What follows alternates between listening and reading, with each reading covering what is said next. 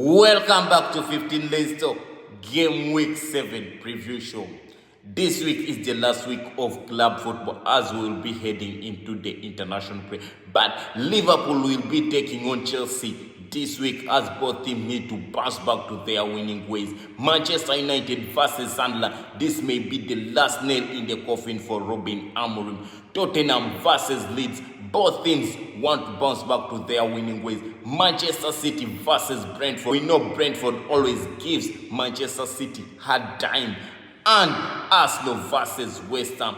This is a London derby whereby West Ham in recent fixtures has been giving Arsenal a lot of hard time. Make Arsenal drop point in the title race. Let's go.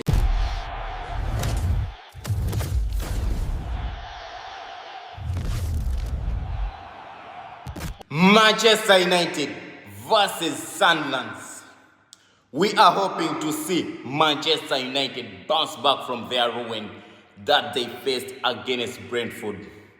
This might be the last nail in the coffin for Ruben Amorim Manchester United's career. If Sunderland wins this match, you understand, because right now Ruben Amorim is under a lot of pressure. But here are some of the talking points we may look at. Are we going to see Ruben Amorim changing his formation? Because this week there are some news that are circulating that Sir Jimmy Ratcliffe and the Ineos called Ruben Amorim in the board meeting, requesting him to change his formation to go to the back four at the moment. Because we all know Ruben Amorim likes to play in the back three, but at the moment the results are not reflecting, which means there is something wrong. The formation of the back three, many coaches have used it and it has worked success. You understand? We saw Antonio Conte. He used it with Chelsea and he won the Premier League. Remember, Antonio Conte in Chelsea, he was using a back four. But the game against Arsenal, when Chelsea lost 3-0 to Arsenal, that's the day when Antonio Conte changed to the back three and success happened. Right now, I think Manchester United, the problem is they invested a lot in strikers. Instead, Ruben Amorim had to invest a lot in midfielders so that they can help him to work, but he invested a lot of money in striking. Right now, he's reaping what he sowed. So there was that board meeting to see if he's going to change the formation. So let's wait and see. Will he change the formation? Will he go back? Will he go to the back four, or he's going to stick to the 4-3-3 formation? But remember, this may be the last nail in the coffin if Sunderland wins this game. And one of the positives we have for Manchester United, Casemiro will be back from his suspension, the red card he got against Chelsea. So we are hoping to see Casemiro back in that midfield. Or Ruben Amorim will still go with his Emmanuel Ugarte. Or are we going to see a chance of Kobe Mino starting in that midfield? Are we going to see Bruno Fernandes being dropped? Because right now, in this desperate time called for desperate measures, Ruben Amorim has to make big goals, because we have seen Bruno Fernandes struggling in that pivot. We all know Bruno Fernandes is not an 8. He plays better when he's close to the goal. When he's creating, he can't detect the game from a deep playing position. He's not like Paul Pogba. He's not like Andre Pirlo. Yes. And are we also going to see Ruben Amorim making another big call, changing the goalkeeper, because he signed Lamens from Belgium to start, and Onana was sent on loan to Trabzonspor in Turkey. But still, we are seeing Ruben Amorim still starting with the Turkish guys. So this weekend, are we going to see him making that big call, giving this young guy a chance to start in the Manchester United's goal, or he's still going to stick to his Turkish guy? You understand? And the front three of Mafia Sakunya, Benjamin Sesko, and Brani Mbeumo, are they going to cook? Because this match is very important for Ruben Amorim and Manchester United at large. They need this win. And we have seen Sunderland has been playing really good since they came back in the Premier League. So one thing we know about Sunderland, they are going to come and sit back, to be very compact, to be very hard to break down. and they will be waiting to hit Manchester United on the counter. So let's just wait and see. Is this going to be the last game of Ruben Amorim, or is he going to get hope if he wins? Or is he going to change the formation? Let's wait and see what's going to unfold during match day live. Leeds versus Tottenham Hotspurs. Are we going to see Tottenham Hotspurs bouncing back to their winning ways, or they are still going to struggle again like in the previous fixtures? Some of the big talking points here, we know Tottenham Hotspurs, every time they get a new coach, they perform better. We saw it against Ange Postecoglou when he came to Spurs. He performed better in his first games, and we saw it again, and we saw it with Thomas Frank. His first 3 games, he performed really well and even dominated Manchester City. But right now, they have been making back-to-back draws. So, are they going to get a win against Leeds? We know also Leeds is going in this game looking for a win. All of us, we know we are going into the international break. So each team wants to position itself very well before they go to the international break. So this is going to be a very tricky game. We saw Spurs played in midweek against Bordeaux, where they made a draw again. And now Leeds have had a full week of rest. And at Aaron Rodgers, that's a very tough place to visit. So Tottenham is going at Aaron Rodgers. Are they going to pick their win so that they go in the international break with a winning momentum, or Leeds will walk out as champion? You understand? We have seen GW7, where he has not hit the ground running. Since he was signed, he has not hit the ground running. He's still struggling. You understand? The only positive thing about this fixture between Leeds and Spurs, they have met 6 times, whereby Spurs has won 5 and Leeds has only won once. That's the only positive thing about this fixture, but anything can happen since we are going in the international break. And if we see the form of Spurs, they have been making a lot of draws, unnecessary draws, making schoolboy mistakes in their games. So Leeds versus Spurs, the game is for us on the weekend. Brentford versus Manchester City. Last week we clearly saw Brentford putting Manchester United where they belong. A week later, they will be facing another Manchester team who are trying to close the gap on top before going to the international break. But this game is not easy, because we all know that Brentford always gives Manchester City hard time. But some of the talking points in this game will be Haaland. We are seeing Haaland is back on his best. You understand? Last week, he scored 2 goals. This week in Champions League, he has scored again 2 goals. Remember, Haaland right now, he's the Premier League top scorer with 6 goals. So he's moving in this fixture with a lot of confidence, already 4 goals in 1 week. So he just wants to close this case of club football by maybe putting Brentford where they belong by scoring some goals, because he's now picking momentum. And also we are seeing Rodri is back to his best. He's trying to pick up momentum to help and protect the Manchester City defense. As we know right now, Manchester City is struggling defensively. But these past few games, we have seen Manchester City, Rodri last week when they played, he really looked good in that midfield. Even in the Champions League, he really looked good, though Manchester City ended up making a draw versus Monaco. And Jeremy Doku has been cooking for Manchester City. Since this season started, he has been cooking for Manchester City. He's one of those players who are carrying Manchester City at the moment. Manchester City will be missing some of their attackers.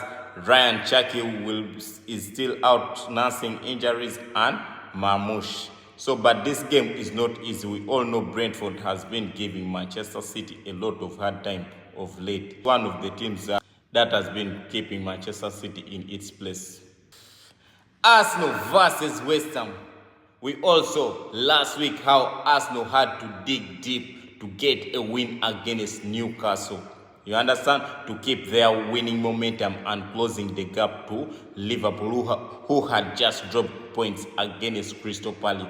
So this week they will be facing West Ham, who have just changed their manager. Remember last season when West Ham changed their manager to Graham Potter, they faced Arsenal, and Graham Potter walked out as winners as he put a dent in Arsenal title hopes. Is it going to happen again with Nuno on the wheel? Because we know anything can happen. And recent fixtures or the past fixtures, West Ham has been giving a lot of hard time to Arsenal, forcing them to drop points in crucial moments. We all know that. But some of the big talking points here are the midweek we saw Mikel Arteta rotating his squad heavily. We saw Martin Lewis Kelly starting in against Olympiacos. We saw Mikel Moreno starting in that midfield. Martin Odegaard, Ben White, Martinelli all got a chance to start. So that's one of the positive things about Arsenal right now. And are we going to see Victor Gyökeres get back on the score sheet? Because the goal drought is concerning at this moment. Because of lack of creativity, they are not using the guy to his potential. In my opinion, is maybe let Mikel Arteta use the squad that he used against Newcastle.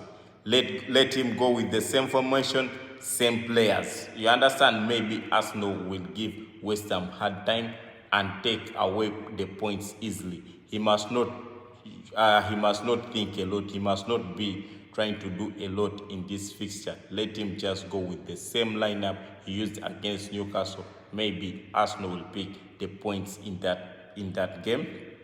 And right now, Martinelli has been on form. Already 3 goals in 4 games. He's still asking questions that he needs that left spot to start on that left spot. Leandro Trossard has started on that left spot the last 3 games. He's the one who has been starting against Bilbao. He started. If we go to Manchester City, he started. Newcastle, he started, and against Olympiacos, he has started. But Martinelli has been coming off the bench. Now he's asking questions. It's a very important match for Arsenal to close the gap on Liverpool, because Liverpool will be playing Chelsea. Chelsea versus Liverpool.